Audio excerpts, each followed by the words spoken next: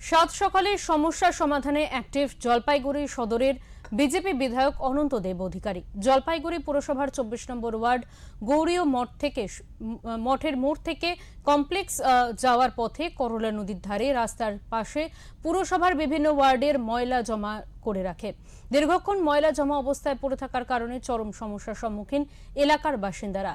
সেই কারণে সোমবার সকালে দলীয় কর্মীদের নিয়ে অস্থায়ী ডাম্পিং গ্রাউন্ড পরিদর্শন করলেন বিজেপি বিধায়ক। তিনি জানান, বারংবার পুরসভাকে বলেও কোনো লাভ হয়নি। ২৪ ঘন্টা সময় দিয়ে বিধায়ক জানিয়েছেন, যদি কাজ না হয় তাহলে কড়া পদক্ষেপ নেওয়া হবে।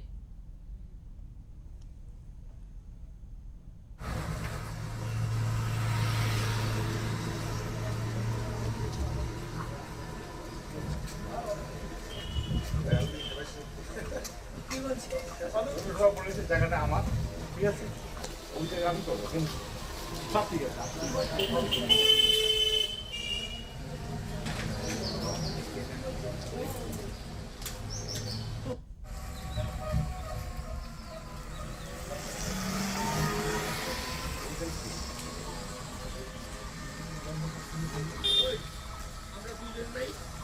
একসাথে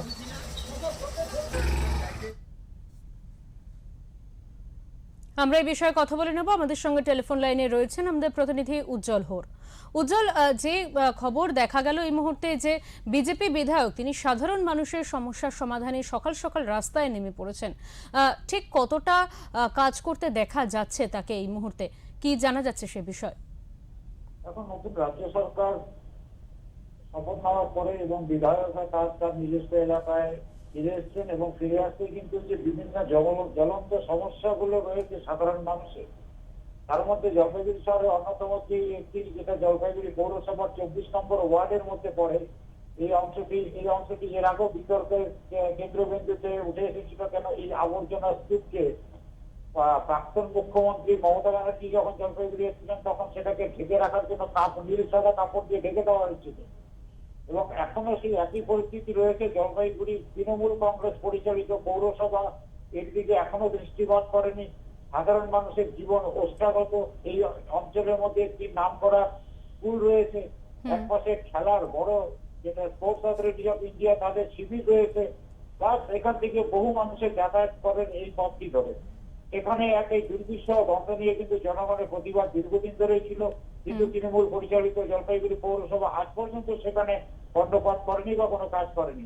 আজ সকালে অনন্ত দেব অধিকারী নতুন যিনি বিধায়ক জলপাইগুড়ি সদরের, তিনি এলাকা পরিদর্শনে যান এবং দ্রুত এই ব্যাপারে প্রশাসনিক পদক্ষেপ গ্রহণ করা হবে বলে তিনি সাধারণ মানুষদের আশ্বাস দিয়েছেন। একদমই, অনেক ধন্যবাদ উজ্জ্বল তোমাকে।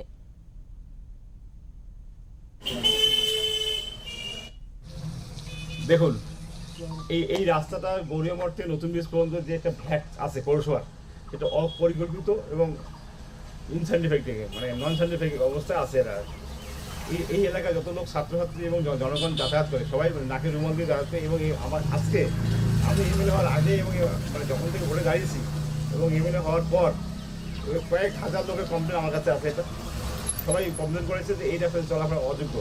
এবং পৌরসভাকে গতকাল পৌরসভা ইউজির অফিসারকে ফোন করে বলেছি যে ২৪ ঘন্টার মধ্যে এখানে বন্ধ করুন, বিকল্প ব্যবস্থা দেবেন। ঠিক আছে, আপনাদের কি আছে সেটা পরবর্তী বিষয়ে জনগণের অসুবিধা করে কোনো কাজ করা যাবে না। জনগণের সুবিধা আগে দেখতে হবে, জনগণের স্বাচ্ছন্দ্য যাতে হয়, পরিষেবা ঠিক পায় সেই ব্যবহারটা আগে দেখতে হবে। আশা করি এর পরবর্তীকালে যদি হয় আমার থেকে খারাপ কেউ হবে না, এটাও বলি না আপনাদের। জলপাইগুড়ি জনগণকে আশ্বস্ত করতে চাই এই রাস্তা যারা ব্যবহার করে এবং যারা যাওয়া আসা করে এখানে যেভাবে নোংরা ড্যাম করে রাখতেছে, যে রিসাইকেলিং করতেছে তারা, এটা আর চলবে না। এখানে এই রাস্তা পরিষ্কার পরিচ্ছন্ন থাকবে এবং এই রাস্তাটা সুন্দর রাস্তা পরিবর্তন হবে।